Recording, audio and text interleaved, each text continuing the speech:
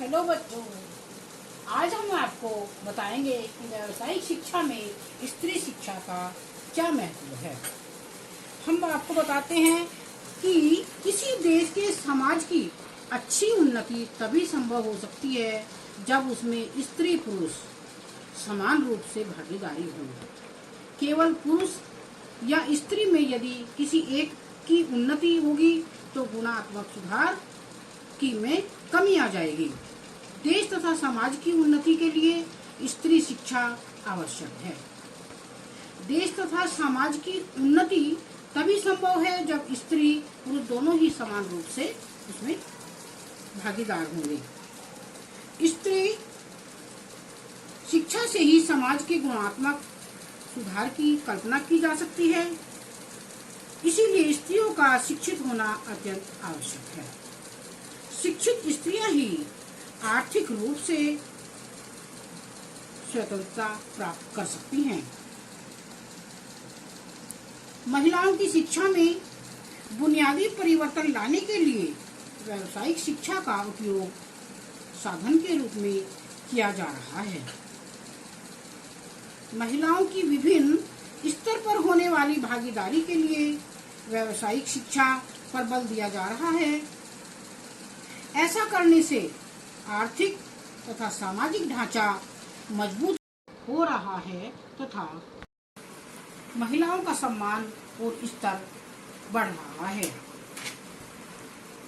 पारिवारिक, सामाजिक तथा राजनीतिक सभी दृष्टि से स्त्री शिक्षा अत्यंत आवश्यक है। स्त्री शिक्षा का पारिवारिक महत्व।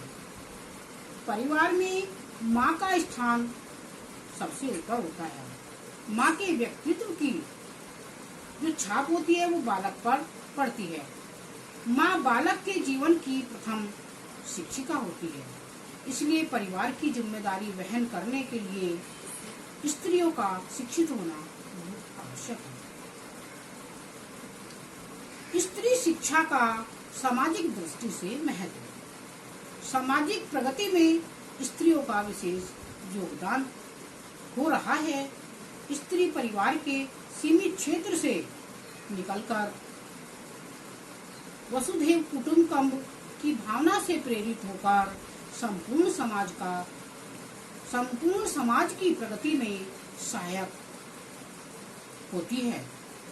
सामाजिक स्तर को ऊंचा उठाने के लिए स्त्री शिक्षा का महत्व बहुत अधिक है।